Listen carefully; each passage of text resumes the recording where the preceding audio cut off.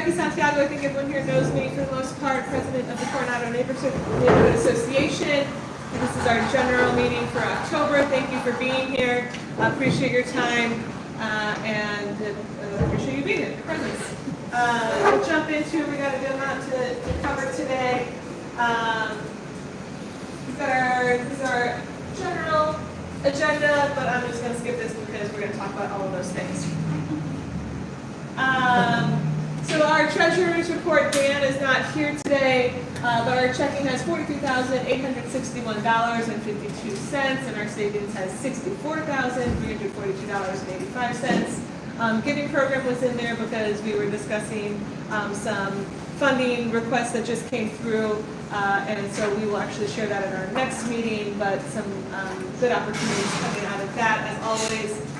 Again, I think everyone here knows, but for our giving program, you apply for the funds if you are an active member is one of the criteria, and then we request a simple email outlining what you plan to use the funds for, how you plan, how that benefits the community, and then those are pretty much the three requirements there. So, so far we've awarded $1,000 to the Youth Circus program, ends here, which is awesome.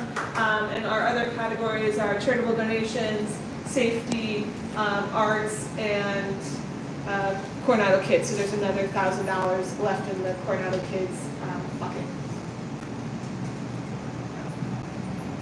Claire, do you want to give the membership report from afar? For individuals, we have 330, and for businesses, we have 179. We do have a couple members with the events coming up, including members, and they will come on August 13th. So we'll have some perks for members. Thank you, Claire. All right, to put you on the spot, do you want to say a little bit about this space and who you are? And thank you for hosting us today. Yeah, sure. My name's Rick. This is Jess. We are co-managers of Froth Coffee. The owner's name is Dean, but we're the ones in here making the coffee and serving customers and all that stuff. Froth's been here for 4 years now. Been here 4 years. And loving being a part of the Coronado neighborhood, just on the other side of the street, obviously, from a distance. You're part of Coronado. Yeah, okay. You are. I didn't want to just It assume, goes to the 10. you know, because I know how coveted Coronado is. I was on a phone call last night and I got lost in Coronado, which is great because no one ever gets lost anymore. And it was a wonderful neighborhood to get lost in. So, big fan of Coronado, so thanks for letting us host you guys tonight. Any questions about Froth? Anything like that I can answer for you? Yes, we do roast our own coffee. Appreciate you asking that question. So everything that we sell, we make in-house. Those big burlap sacks come from Colombia and where else? Rwanda and Brazil. I have Ethiopian coming as well, but we roast everything here. So anytime that we pour you a shot or a cup of coffee, it's been roasted locally here in the shop. So it makes us special. Yeah? Yeah? Mm-hmm. Cool. Woo. Awesome. Thank you.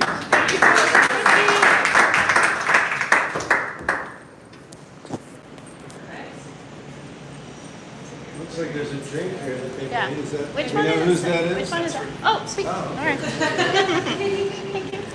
We recently had some events we want to highlight. Synergy Conference, I don't know who wanted to talk about that Oh. here. I don't care. Do you want to take that? Hello, everybody. I'll go over here. Okay. All right. Hello, everyone. I'm Kirsten Keene. I'm our current vice president. Myself and Allie Finney, our director, went to the City of Phoenix hosted a neighborhood synergy conference in September, early September. I want to say like the 9th, but it feels like it's been like a year since then, so forgive my timeline. We had a great time. It was probably more than 500 people at this event. It was huge, like all day hotel while we're at multiple breakout sessions throughout the day. We were very happy to receive an award. It was the Community Impact Award. They mentioned a lot of the stuff that we've been doing for years, home tours, Halloween bike ride, our new one, Motoria, that we did last year. They mentioned Fire networked with other neighborhoods from far and wide across Phoenix. Many of them had heard of Coronado and are like, I wish we would do stuff that Coronado does. So that was awesome.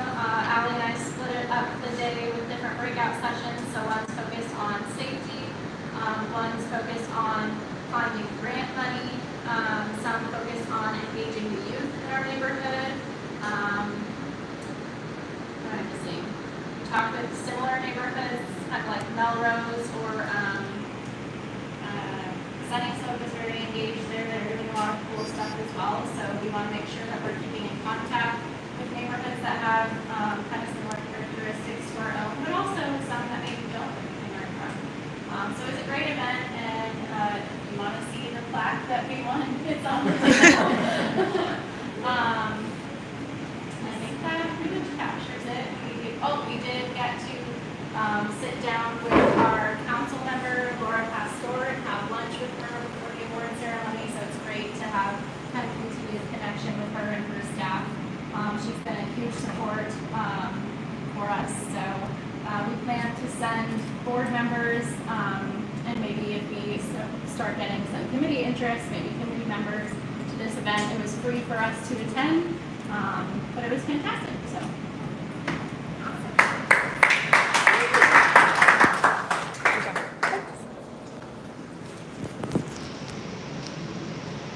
We also had yoga in the park on the 27? 20th. That's real. I don't know. One day in the last month, we went in the park on Sunday morning, and it was delightful. We had about 15 people show up. It was kind of funny. We ended up right next to a youth sort of karate class. So there was an interesting juxtaposition, but hey, it was free yoga in the park for anyone in the community. And it was actually interesting. We had a brand new neighbor who had only been here for a month attend, and we actually had 2 people over from the Melrose district attend. So kind of interesting to see, fun to see our adjacent neighbors attending our events.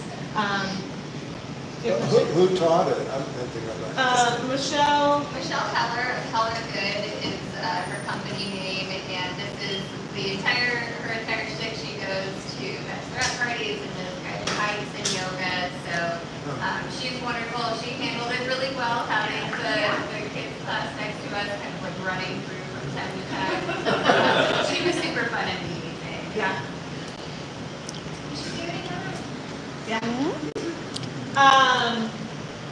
Are there, I'll put it out there, we're planning to put out like maybe an activity survey to see what interest there is, but since y'all are here, any top of your mind activities sort of along this lines that you would like to see us organize at the park or elsewhere in the community?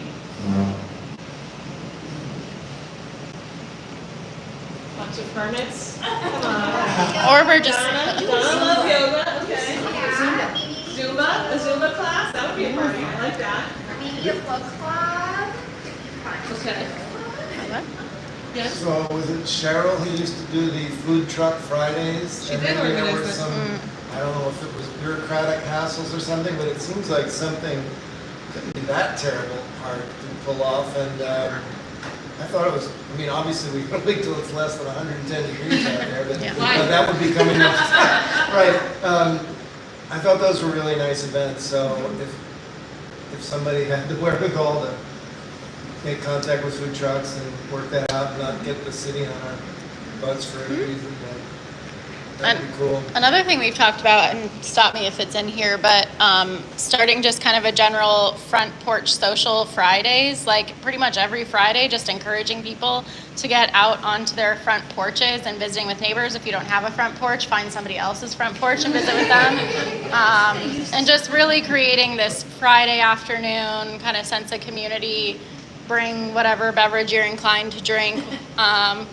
And We don't have that on here, so I'm glad you brought that one up, because we plan to promote that, and that is really like, self-initiated. If you're around, hang out, play some music on your front porch. Meet a neighbor to walk, Check out go other out, people's. Walk your dog around, say hi to people, sort of just community engagements. No pressure on anyone if you're around, participate, sort of Yeah. thing, so. And I think we might have talked about like a prize or something, but we'll have to work out what that means to like prove I was engaging with the neighborhood. Yeah. Mhm.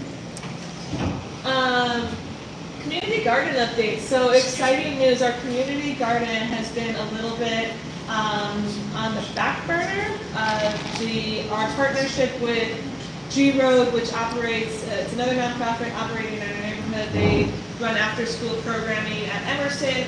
Their after-school programming has been wildly successful, which is wonderful for the community and for Emerson. They also have a shipping container. So we have a shipping container there, 40-foot shipping container, which houses our tool shed, so all of our equipment there, which, again, if you are an active member, you can rent tools for very cheap or free, which is amazing. Tools and party equipment, so tables, chairs, those are probably our most often rented items, but we've got tents, we've got... Ooh. That wasn't a good sound. Okay. I'll just hold this, it's fine. And we do have business cards up at the front by the door for a QR code for the tool shed if you don't know how to access that online. Also to join as a member. So there's 2 different business cards. Sorry. Beautiful, yes.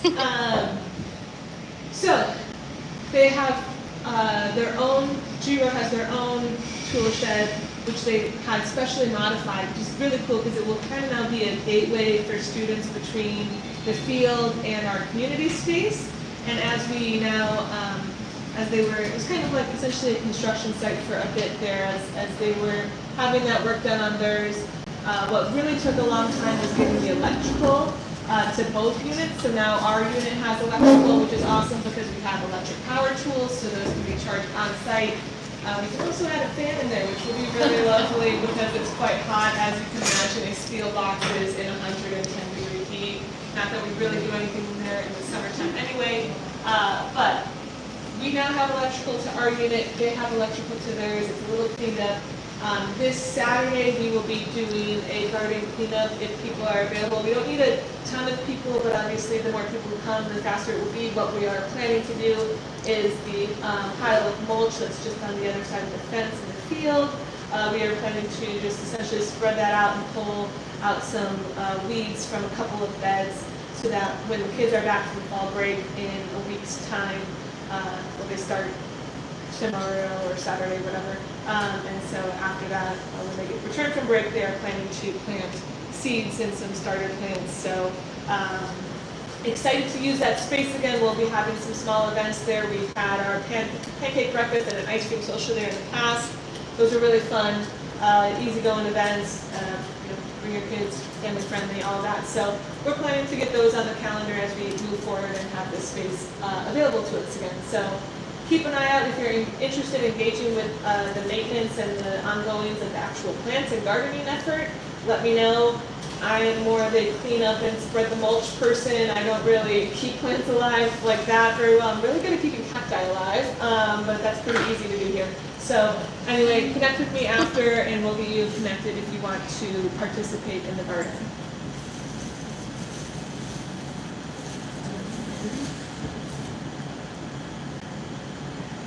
No, this isn't it. Next.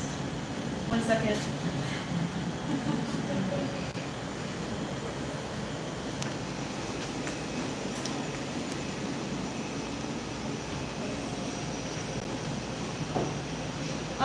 Next update is the dispatch. We actually just sent it to our printer. We use Technoprint over on Virginia and 7th Street. So they are working on the proof, and that will likely go to print and mail in the next week and a half to the time that it's actually out in the mail system. It is sent to your house if you are an active member. If you're not an active member, we do print out hard copies. We print out extras that are usually at Sunshine, sometimes a little free libraries. Follow our social medias or our Facebook page to see where the latest is on where we ended up distributing those extra hard copies. For everyone, the online version is always available, so that's available for free to anyone. We've got a contributor here, so thank you, Scotty, for contributing a wonderful article, which I'm excited for. And we're always looking for member contributions, so if you have a story you want to share, please reach out. We're happy to work with you or edit or whatever it is to get that article into the dispatch. And that's pretty much a rolling basis, so reach out whenever. Do you want to talk about this one? Oh, sure. So for anyone who, I guess I could do a selfie. Anyone who attended our Loteria game back in April, it was very successful and we got a lot of requests where people actually would like to play at home. We plan to make this an annual event, but we did print out some games for people to play. They're available for purchase on our website on the shop page, or if you had $20 with you right now and you want to take one home, we have a whole stack of them right over there. So they feature art by all Coronado artists, people in the neighborhood, Allie, myself, Becky, Mux is Mux Art. Many artists contributed to this. We also have sponsors. I think there were 9 sponsors of different businesses in our neighborhood, so they got cards as well that are featured on there. The game sets have 18 sets of the larger kind of bingo style cards, and then a full deck of the little cards that you would call out. I did not include instructions in there, but it is easy to Google. But yes, so $20, all of that money is going to go right back into our next Loteria event. So coming up probably again in April, sometime in the spring. So that helps us be able to provide that event again, because we don't know if there will be parks activation grants available again this year. So we want to make sure we can still keep this going. So if you'd like to have a game to play at home, they are for sale here or from our website. Yeah, and just for context, we received a $2,500, $3,000 grant for putting on that event. So to make some of these events free for the whole community, we do rely on membership and donations and the like that way. So thank you, Kirsten, for putting those together. Donna, you got a question? So I have an idea. Yes. People could buy the games and then play on their front porches. Hey! Woo! Look at that! I love it. Thanks, Donna. Yes.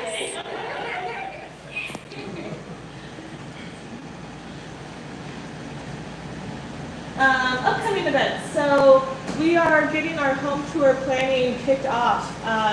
We've worked on developing our updated sponsorship packages and as well as our incentives for homeowners to participate in the home tour. Obviously, we can't have a home tour without homes, so that is our first push, is to recruit people to be on the tour.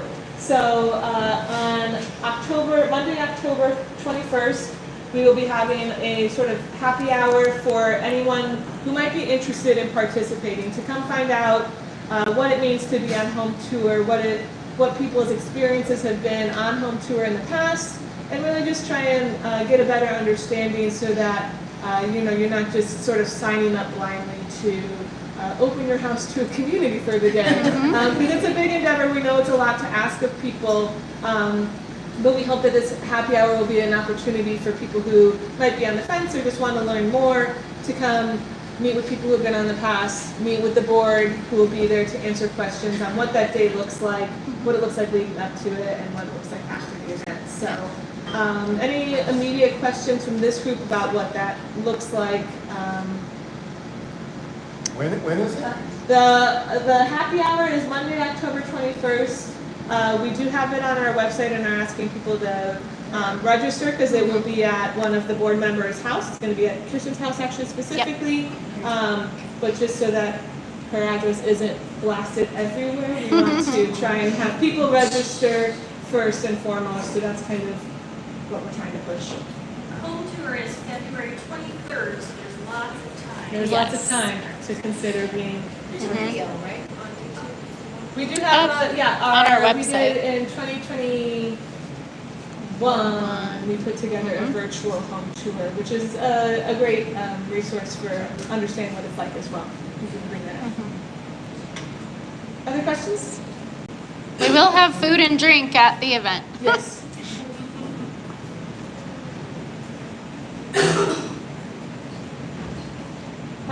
We're also trying to work on increasing our membership. It's $20 a year, as I'm sure most of the people in this room know. And it, you know, like I said, one of the main things that we're trying to drive our membership funds towards is the giving program. We want that to be a responsible process, so that's why we have sort of a means and process for how people request funds, how those funds get distributed. But the more we can generate, the more we can give back to the community with the giving program, with our free events. And then one of the things we're trying to now implement also for incentives for membership are member-only events. They're not meant to be exclusive, right? Sorry, we have member-wide events, but as a perk for membership, specifically member-only events. So we are having a Sunday Fun Day mixer at the Calvano, which is located right across the street from TMI on 7th Street and Sheridan. That is going to be Sunday the 13th from 10 a.m. to 12. And that is, again, also available to register online. If you don't know the status of your membership, our new portal is membership-based, so it is login as, and you can check whether you are an active member or not by clicking the traditional little person logo in the top right. You click on that, and literally one of the first things you can click on is member status, so you can see that right there. So if you have questions or have problems viewing that, please reach out to us. We're happy to walk you through that. But this is an event that we'd also like people to register for. It would make, obviously, day of logistics a little easier if we can look you up. But if you can't, and just decide to come last minute, that's fine too. Natasha.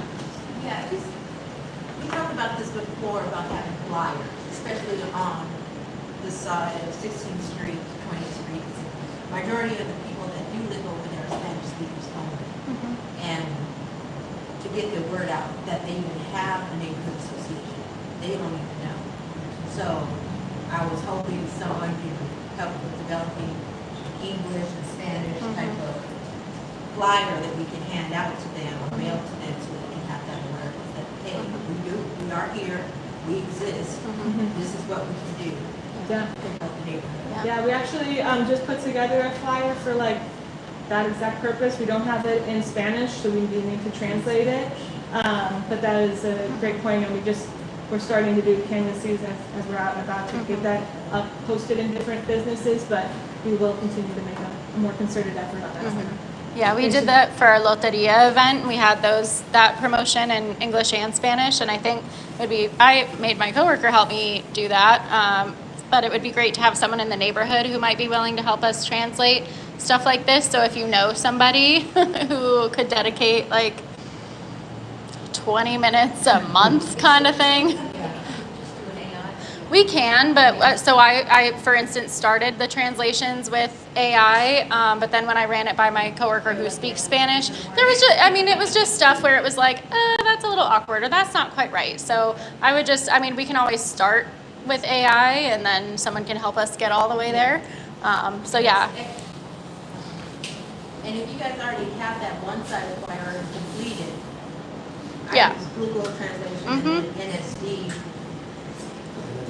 troubleshoot everything. Right, Just so we right. can get it done and get it out there to their hands. Yep, we can absolutely get better at that. I was going to make a suggestion in general to complicate the membership report just a little bit by saying this is how many members we have and this is up or down 5 or 10 or whatever. Just give people a quick sense of whether whatever we're doing is working. Yep. Yeah. That's been a goal do you mind if I just, Go for sorry. it. So that's been a goal for a little while. It was complicated by when we had membership bundles. And the way that it reported was kind of funky, but we've since gotten rid of bundles. So now it should just be like person for person, which is great. And that means that if you had a bundle, like in the past, you would have had to also add the person to it for it to become an official member. And so it was just reporting very funky. So we should be able to actually do that now. But that's a great, great idea. Yeah, man. Question. I think she made a good point that most of the membership is between 7th and 16th Street. And instead of having it over on 7th Street, we're having it, instead of meeting on the other side. I don't even know what's all available there, but, do they have some kind of businesses that, restaurants? Yeah, Yeah. We've done Fire Creek Coffee, we've done Space Coffee, we've been at Crete, we've been, there's a few other places I think, Carissa, you have on your list to make sure that we're engaging the south side like we are here and the east side, yeah. Or on 16th Street itself. Yeah, we were at Frida's Garden a couple of months ago. Yeah. We were at Valley Ice Cream recently. We were at, no, that it's a Casa Corazon. Casa Corazon. Yeah. Yeah. We do have that space on 20th Street in Oak where it's for foster families. Oh. They've offered their conference rooms for us. Okay. They just need to- Oh, that's great to know. That way, it's right across from Taco. Yeah. Church or whatever it is. And we have the parking lot, we have the space, Yep. and.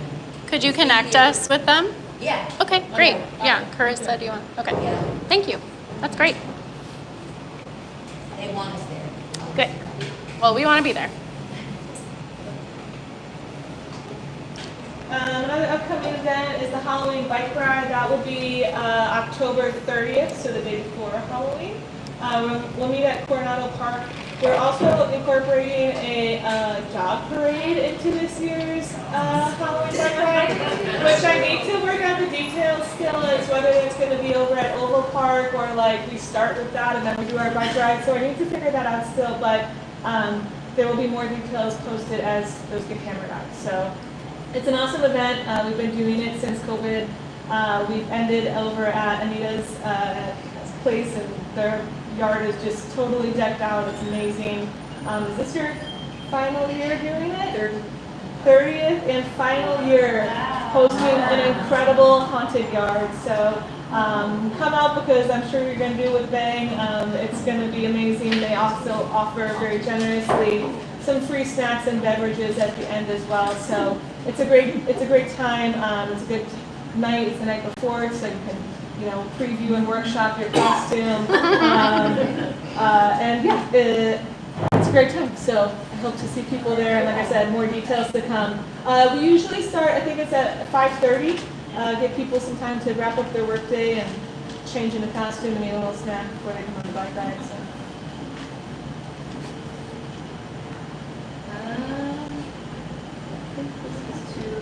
One of the destinations will once again be 745 East Coronado, where we hold a wide open Halloween party. So we had about, I don't know how many 100 bikers show up at one point, and no problem, they all just streamed through and visited. It's a big party, everyone's welcome. Family friendly. A little weird though. If everyone's been there, they can tell you. I thought the Halloween bike ride was on the Saturday before Halloween.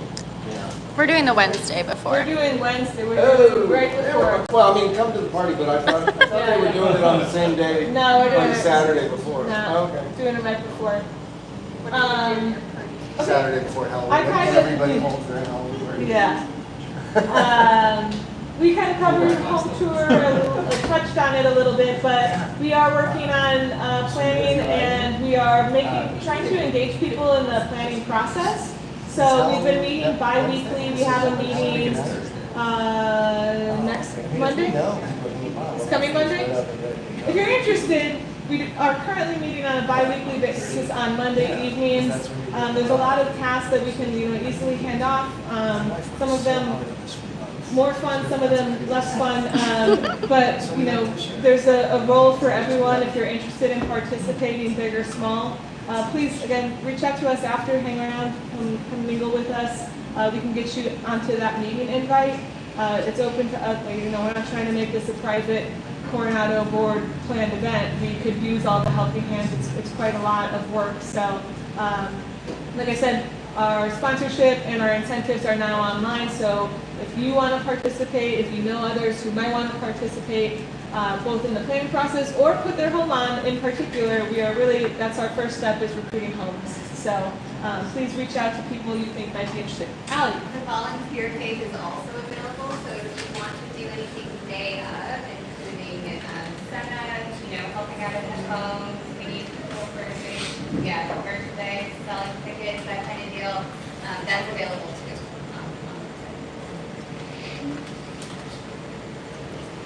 Laura, can I throw it over to you for 6 I know I'm putting you on the spot really quick, but you sent me like 7 emails today, That's so true, I think you know what's happening. Yeah, so safety committee, we're starting to get some initiatives going. So some things that you might notice is that we get some crime and safety resources added to the CNA website. Thank you very much, Cory, for updating that. We're also starting to work on, I think, similar, like how can we disseminate that more. We get a lot of questions about like what I call for what. So that's another thing that we're looking at is more awareness around the city resources that are available. We're also working on some cleanups, so we're going to do one that's ahead of Queen Fest. So we're going to keep your eyes out for a sign-up sheet for that one. So just making Coronado Park, clean and looking nice. And then there's also one ahead of the game event that's a little bit sooner. So I believe that's the 12th. Yes. So that's coming up soon. Yeah, if you want to reach out to me afterwards, I can send you a link where you can volunteer for that one too. Yeah. The cleanup on the 12th is in coordination with Wear Safety Team, so that's another separate nonprofit in the community. They are also helping lead planning some of these alley cleanups. They are also spearheading the organization of the game event, which is getting Arizona Involved in neighborhoods. Yep. Thank you. And so that is happening on October 19th at Coronado Park from 10 a.m. to 3 p.m. We will have a table there. There will be a bunch of other neighborhood organizations involved, different resources, just a way to know what's going on in the community. And Scotty, I don't know if you've been re-engaged with that group. Do you want to have more to add to that? I don't know if you, sorry to put you on the spot, but. Oh man, I was not ready for that. No, I haven't been super involved with it. What I am doing is I've been tasked with reaching out to all of the businesses in Coronado to make them aware of the event, see if they want to run a booth there or whatever. So if anybody wants to go and help do some passing out flyers and talking to businesses, let me know. What's the, how do we contact you? I got cards for my number and stuff too. So I got flyers in my truck and then I have some cards so people can contact me and that way I can funnel that back to Iguana because she's got a million other things going on. So Perfect. Thanks, Scotty. yeah. Any other questions about the Coronado Committee, Safety Committee, or upcoming events? So again, it's a garden cleanup on the 12th, which is 2 Saturdays from now. And then the game event is 3 Saturdays on the 19th at Coronado Park. We'll put all the information on our website. And yeah. I'm now going to give you the floor. Thanks, sir.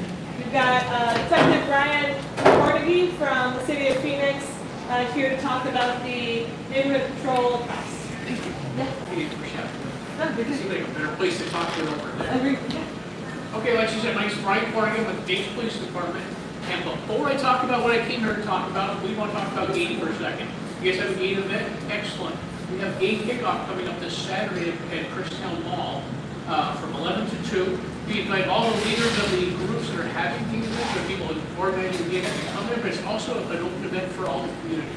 We have like at least 110 information tables set up. Your police precinct will be there, city council will be there, the mayor, FBI, and a whole bunch of other stuff. I can't name all 110 of them off my head. Anyway, 11 to 2, Christown Mall at 17th Avenue, Bethlehem Road. Next thing, October 26th, you mentioned that date, that is National Drug Take Back Day. So if you guys happen to have prescription drugs you need to get rid of, you don't want to flush it down the toilet, you shouldn't do that. Show them one of our events. Your precinct is holding theirs at Central Avenue and Osborne for Walgreens. I will be at the Indian Hospital on 16th Street, just north of Indian School. If you go to the website, I was just on there. It is really difficult to navigate, but we probably have 10 different sites here in Phoenix on 26th Street. If you get to that, you've got your medicine cabinet, or some places so you get this stored properly. We'll take any pill, tablet, but we cannot take our aerosols because they go up in the incinerator and the liquids that are just absolute. So that's not enough of that. I do a lot of things for the police department. One of them is like coordinating the Phoenix Neighborhood Patrol Program. Other than Natasha's there, anybody's ever heard of the Phoenix Neighborhood Patrol Program? A couple of hands shyly go up. Excellent. What used to be known, it started its life 30 years ago as Block Watchers on Patrol. There you go. Whenever I hear people, oh, we know the program. We've been around for 30 years. In 1999, they decided to change the name of Phoenix Neighborhood Patrol. It's a much better acronym of PNP. It's easier to say, but I would say Phoenix Neighborhood Patrol the first time you know what I'm talking about. What we do is we teach Block people like yourselves, people who are concerned about their neighborhood, how to control their neighborhood safely, legally, and that's what it's about. It's a non-confrontational program. We have matching shirts. Maybe you have to wear an ID tag. We want you to have markings on your car so that everybody knows who you are when you're patrolling. It's a way of keeping an eye on your neighborhood. Your eyes and your police department when you're out there, and everything else. We make you sit through a 4-hour class. I have business cards here. They have our calendar for 2024 on the back. Unfortunately, we only have one class left this year. I have my 2025 calendars all set. If you use this QR code on the front, it should take you to the most current calendars up there. If it's not, it will be updated soon. Our tech people are a little slow when I send things to update on the website, so they'll get it out there soon. But I'm going to hand these out to you guys. Want to just take one, pass it on. If you don't want to take one, just pass them on anyway. I don't care. It's a 4-hour class. It used to be 8 hours long. They said that's way too long, so we went to the chief's office and I want you to condense it into less than 4 hours and have all the indexing information in it. We somehow managed it. It's a lot of talking. I talk very quickly. I normally don't talk that quick, but it's like I'm auctioning catalog when I do the class sometimes, just to get you guys out of our time. We do it 2 ways now. Ever since COVID, when COVID happened, COVID happened in March. April, I did my very first virtual class. We did virtual until this year. We're finally going back to the in-person class. So we alternate. We'll do an in-person class for 4 hours.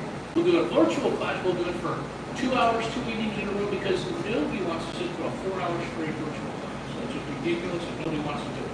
So the list has it on there. We have it. We do it in person. We do it at Mountain View Police Precinct, 20th Street, Maryland. That's actually your police precinct. That's who the people who are responsible for your neighborhood police department. Anyway, so there it is. We will have a class, and we do it every other month. So next year it'll be January, March, May, July. Every other month. You'll get it. And so you'll get the card, or you get the new one at the end. So we teach you liability. We go through the rules. You have to clear a criminal background check.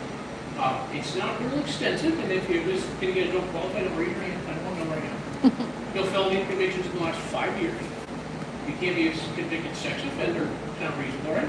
You can't be convicted of basically a crime against children. Other than that, we take it under a case-by-case basis. You have to be at least 18 years old. Anybody here not qualified? I do the same joke in the class. One time I had a girl in the class that was not quite 18 yet. So the first time I used the joke and actually applied to somebody in the class, she didn't get it right up her head. She's not 18 yet. Anyways, it's 4 hours of lots of good information. We teach you how to be a good witness, how to call 911, when to call 911 versus Crime Stop, our non-emergency number. We spend a lot of time on how to be a good witness and who to report stuff to. I don't care if you take a class and you never patrol, because guess what? When you have the knowledge they put in you, when you're just trying through your neighborhood, going to your community guard event, or doing your, I wrote that down by the way, I sent myself an email, the Front Porch Friday, that one thing you have to do, Front Porch Friday, you're going to keep an eye out for stuff, you're going to report and when to report it. I also tell you, it's not always about crime, it's about being a good neighbor. If you go to my class, you hear this story again, but a couple of my people here are walking their neighborhood. One day they were walking and they see water rushing out from their neighbor's garage door. Is that normal? No, that's not normal. They get their list out, they go, who lives here? Oh, it's Sylvia. Hey, Sylvia. Water is rushing out from your garage door. What? You're back east visiting relatives, you won't be home for 3 or 4 days. That's holy crap. They got the water turned off, her daughter came over, the house was half flooded. Not great, but imagine how flooded it would have been 3 days later when she got home. More than half. More than half, yes. It's not always about crime, it's about being a good neighbor. I think that's what you guys are all about. Anyway, sitting here, listen to what you have to say. So, also, as part of the Phoenix Neighborhood Patrol program, as Dr. mentioned, you may have some speeding issues in your neighborhood. We have a radar program. So once you're a Phoenix Neighborhood Patrol member, we make you go to that class first. We expand on it if you want to take our radar class. You don't get to write tickets, I'm sorry to say that. Legal says no, it's not going to happen. But what you can do, there's 2 ways we let you do it. One is very staff intensive. in which you monitor and you get us a car description, a vehicle license plate, and if they meet a threshold of how far over the speed limit they're going, we will send them a nasty letter signed by a commander saying, hey, your vehicle is speeding, licky, split in this neighborhood, please knock that off. Not exactly worded like that, but you get the idea. We have really good success with those letters. Quite often I get a phone call from the mom or dad saying, my child is not supposed to be anywhere near that neighborhood, nor should they be driving that foolishly, and they will not be driving 6 months. Wonderful. Problem solved. Other people call them and say, hey, I'm sorry. I didn't realize how to drive like such a fool. So we have some good success with that. It is staff intensive. I'm not going to go through the whole thing right now because that's a separate class. And it's a couple hour long. You don't want to sit here and each yet. The other one is speed monitoring. It takes 2 of you because we always patrol in pairs. And you basically just monitor every car that goes by. And if you determine it's an area that has a speeding problem, then we will send our voters out there to actually shoot and do some enforcement. Because one of the challenges we have, you're talking along McDowell Road? Yeah. Okay, I will take the word on that one because every major street has a speeding problem. Nobody knows what the speed limit is. Whatever it says, they have at least 10 or 15. Yeah.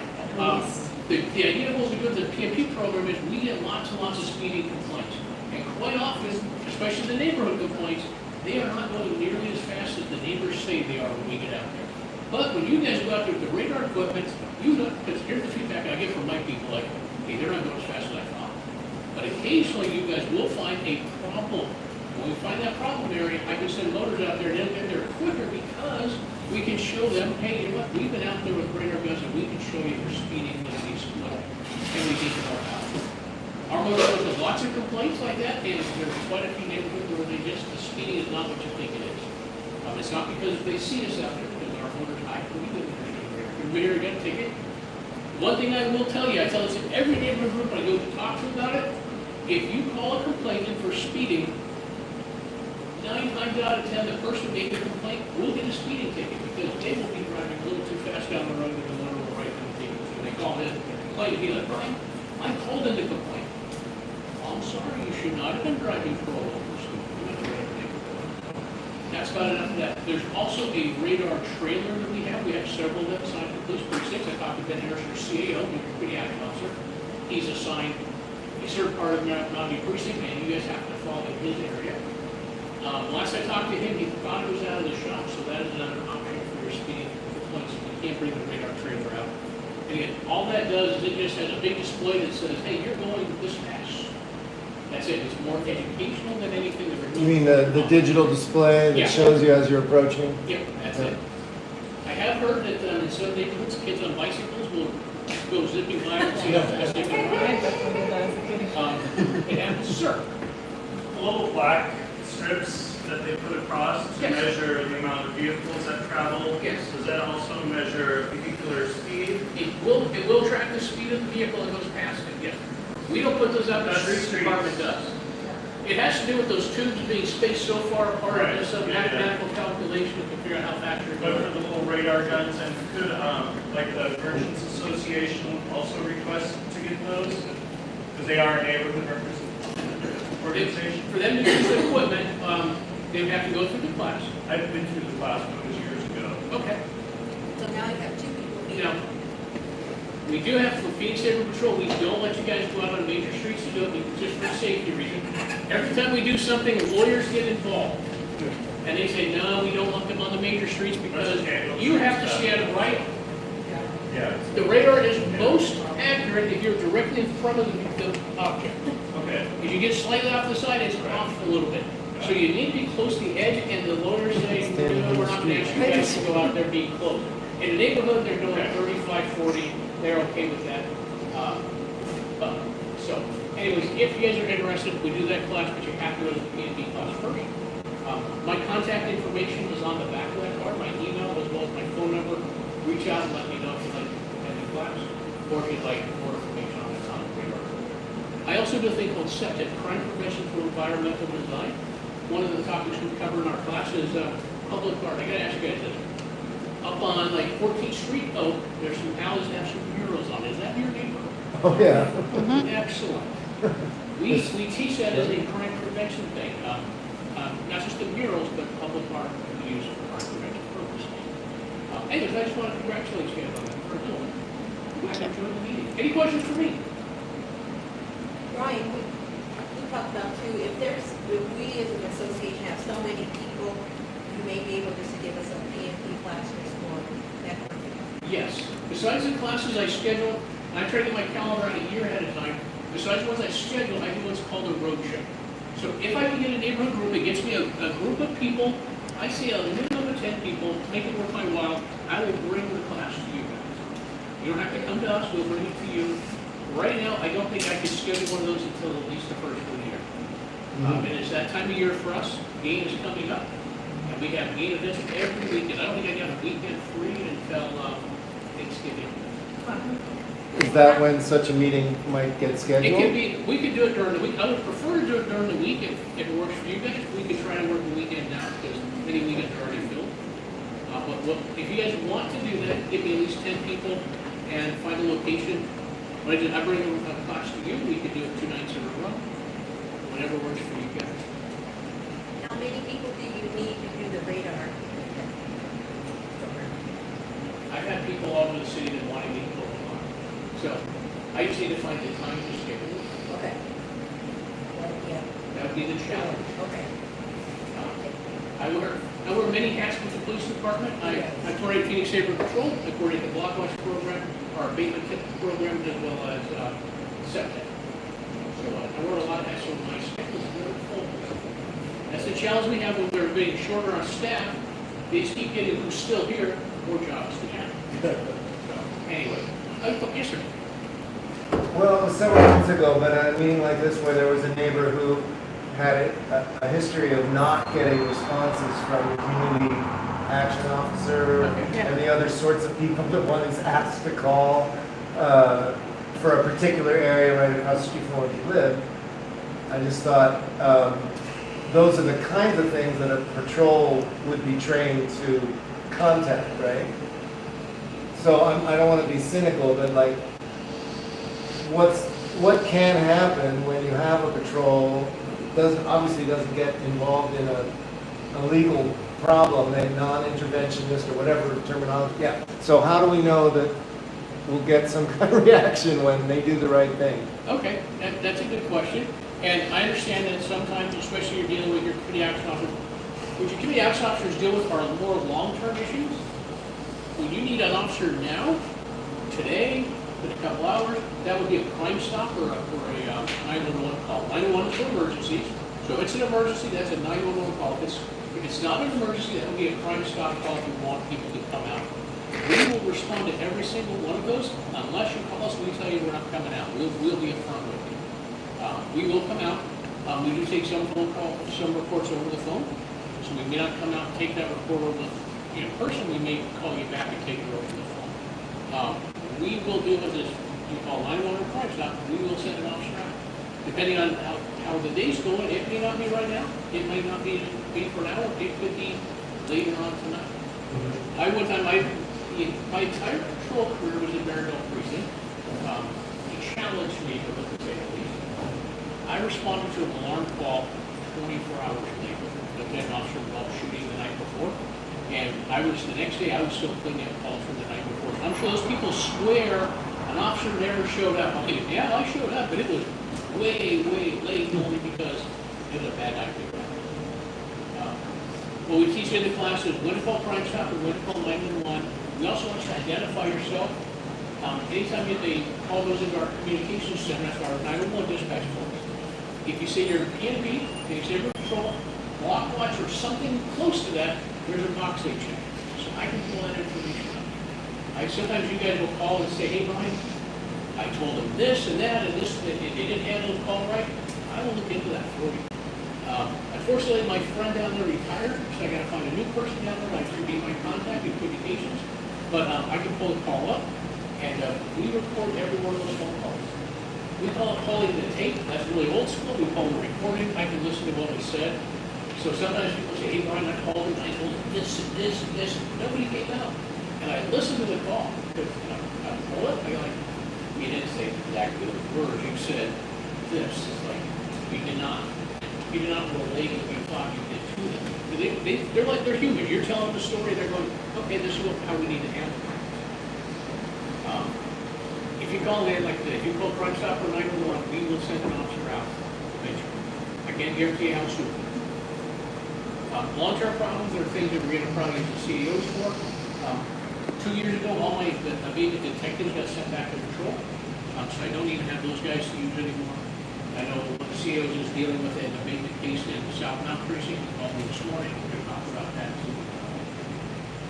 Abatement locations, that's a criminal business location we will target you. Other questions? One other question, not a question, but a statement too, just from being in Brian's class.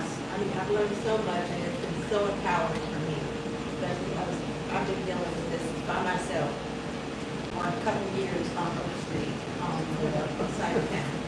And just those simple things, like I'm walking down the street, okay, I'm noticing vehicles got expired tags, right now, or they guess what? They got a tag on their thing next day, or they're getting towed. Or they got new tags, because a lot of them, they're not even supposed to be there. You know, we got a lot of crime on our street with the apartment complexes. So many people live there, and they're parking on in front of our homes, thinking it's a parking lot. Or just a criminal element. We know that they exist. We got 2 homicides going on. But you know, it's pretty awesome. I have to say, it is pretty awesome. And all the PNP leaders too, they meet every month, and they have been so supportive. Because I reached out to them and said, we don't have a lot of people in our association, and I just asked for help. Because I don't want to qualify by myself or anything like that. And I'm like, absolutely, let's go, go. So it's really great, it's a great community. It's really supportive. I'm very happy. I know you're not going to be retiring again. I retired next summer. Oh, okay. I've been doing this job for 36 years. I will be 37 when I get next year. Now, that's plenty of time. I grew up here in Phoenix. It's my hometown. So, real quick, before we go on, if you ever call the police and you're unhappy with what we tell you, do me a favor, ask for a supervisor right then. Don't wait till the next meeting to bring it up because it's harder to deal with then. It's much easier to deal with right now. It's like, you know, I don't think that's right. I think you should send somebody out here. Ask for a supervisor. We can all work for somebody. If a patrol officer you're not happy with, ask for a supervisor. Call my boss if you want. If you're not happy with me, he'll be happy to come out and talk to you. If I do something wrong, he will fix it or make me fix it myself. But it's easier to deal with then than it is a week later or a month later, because I get the complaints in my monthly meeting. Hey, this happened, but it was like 3.5 weeks ago. You know, I can't. It's hard to deal with it at that point. All right, I've been talking a long time. I'm sorry. Other questions? Good, that was good. We've got one more person who's got a quick spiel, so we're I'm going to gonna sit down have and you shut sit down. Thank you very much, Thank you. Brian. Thank you. All right, well, we're all about preventative, ways to secure our neighborhood and taking measures to have eyes on the street and that. There are other tools as well, so I'm going to bring up Deshaun McCain, who's with Alert 360, that have some security solutions for homes, and I will let him speak to his company, what they are offering us. Okay, hello. I'll be quick, I promise. So I was passing these around. They're just little snap, secure neighborhood active prevention flyers that give you some tips for your home security and safety. And then also I have some handouts too if you want a free consultation for your home for security. I'll come out and take care of you. And you guys get special rates, and we're giving away free doorbells to sign up for whatever you need. But one of the tips on here is looking at your lighting and your shrubberies, locking the windows, things like that. You want to be mindful of to keep your home secure and safe, so that you can see out the windows, and we're not having issues with lighting at night, like motion lights and things like that. That's just one of the tips. I won't go down all of them. But definitely grab one of the handouts. It has my contact information down here. And then if you do want me to do a consultation for your home, I have a sheet over here that you can sign up for before we leave today. What's Alert 360? Alert 360, we are an alarm company that does security for your alarms, CCTVs, access control, and also cameras. So So and we do commercial and residential, so we serve everybody in the neighborhood. And I used to live in Coronado, so I'm pretty passionate about Coronado. It's such a great neighborhood. But we do all of those needs that you need for your alarms or security issues. So come see me. We've been doing this over 50 years now, and we're coast to coast. So we also work with our partners with the police department too. Any questions for me? Residential and commercial? Residential and commercial. Yes. I don't want to keep you guys. I want to make yours fun. All right. Thank you. Thank you. Yeah, we got it. Question? Oh, okay. So you mean like a breaker box? Nope. What number is this? 11. Breaker box outside the home. You don't want someone to come over your fence and turn off your electricity off and then do whatever they want to do. I usually carry You're boxes in fumbling my around. car to give customers. Okay. Because you don't want to keep those open so they can shut off your power. Natasha? Ivana isn't here. I wanted to bring up or let you guys be made aware of one of our longtime PMP members, Grace Newton. She passed away. She was found in her house. She'd been there for a while. The mailman reported it because he noticed the smell and the flies. They got rid. And I think this is a good opportunity for us to just really take to heart knowing our neighbors, knowing what's going on, you know, because she was so active. Oh my gosh, she was just spearheading everything and such a caring person. I talked to her because she was trying to transfer a lot of information to me so we can bring it all together. She lived on the east side of 16th Street, and the wealth of information that she had was somewhere down the line. I mean, you know, hoarding or what have you. You know, she didn't have any family here, and it's just sad, and that should never happen. You know, to any of us. You know, we love our neighbors, and we actually have. I was checking out the website again, but it came up on Nextdoor, the Good Neighbor program.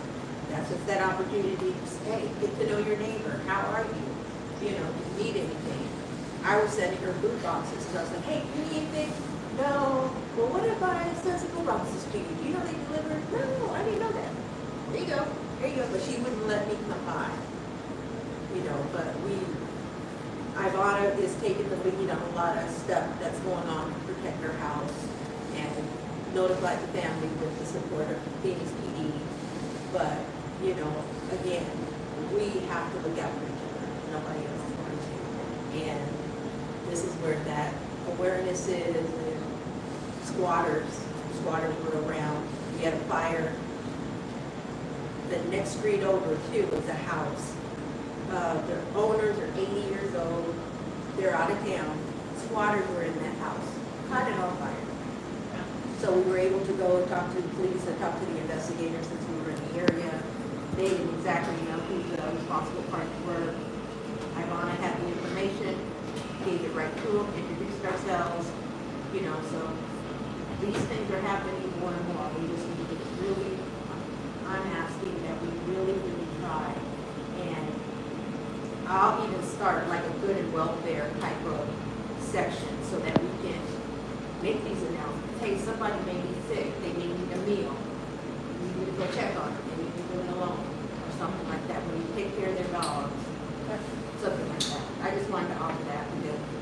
No, I think that's wonderful, Natasha. Thank you. I think that, Grace Newton's passing and her situation, to the know your neighbors, know who's around, not only to be a good neighbor, but to support community safety overall, community cohesion overall, incredible things. And one thing I will say, something that we talked together, and I haven't talked to Laura about this, but we are working on, as a board, we've been using Discord as a platform. We just transitioned to that. It's a really great platform for communication because you can have a bunch of different channels. And so we're kind of brainstorming and trying to work out, like, maybe that's the way we connect with building those phone trees, like the block watch phone trees and stuff. So one second, Michael. So that's something that we've been thinking about, like maybe that's a way that we can start building that that's easier and people can be more connected. Hey, I know you're out of town this week. I saw something weird happening. I'm going to report it, or just ways to communicate with neighbors in different forms and be connected to that end. But yes, go and meet your neighbors. There's through PNP, through some of the stuff that we're doing in the neighborhood association. There's a bajillion different avenues to do it. Do it on your own because you just want to know your neighbor. Whatever it is, that's what we're about. So I think we're at time. I want to thank you all for your time. I want to thank our guests, Brian, Deshaun, and our hosts. Thank you all for being here. I will give you all the rest of your evening. Thank you for being here. Thank you for your time. If you want to get engaged with any of those things that I mentioned, home tour, the safety committee, etc., feel free to linger a little bit. We do want to be respectful of our host time, so we'll hang out for another 5-10 minutes. But then that's it. So thank you again. Hope to see you next month. Our location is TBD still, but we will post it as soon as we know. Thank you.